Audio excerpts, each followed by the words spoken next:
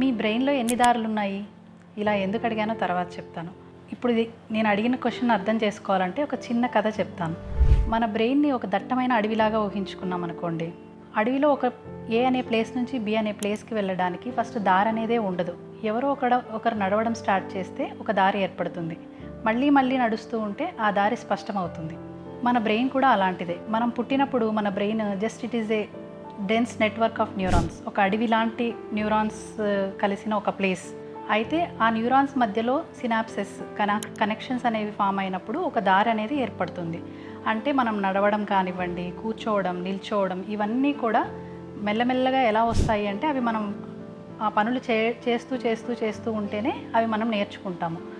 So మనకున్న hobbies ఏవైతే ఉన్నాయో, సైకిల్ తొక్కడం కానివ్వండి, వ్యాయామం చేయడం కానివ్వండి, నడవడం కానివ్వండి, ఒక గేమ్ ఆడడం కానివ్వండి, మ్యూజిక్ నేర్చుకోవడం, డ్యాన్స్ చేయడం, ఇవన్నీ కూడా మనం చేస్తూ ఉంటే ఒక పాత్వేస్ లాగా ఏర్పడతాయి అన్నమాట.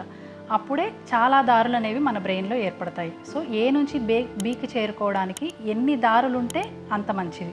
ఎందుకంటే ఒక దారి మూసుకుపోయినా ఇంకొక దారి ద్వారా మనము గమ్యాన్ని చేరుకోవచ్చు.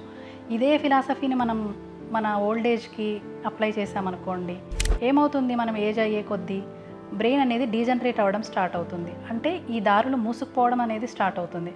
అప్పుడు మనం ఏజ్ అయినప్పుడు ఎన్ని దారులు అనేవి ఉంటే మనకు గమ్యాన్ని చేరుకోవడానికి ఇంకొక దారి అనేది ఇంకా మిగిలే ఉంటుంది. అప్పుడు మనము ఇతరుల మీద డిపెండ్ అవ్వకుండా మన గమ్యాన్ని మనం చేరుకోగలుగుతాం.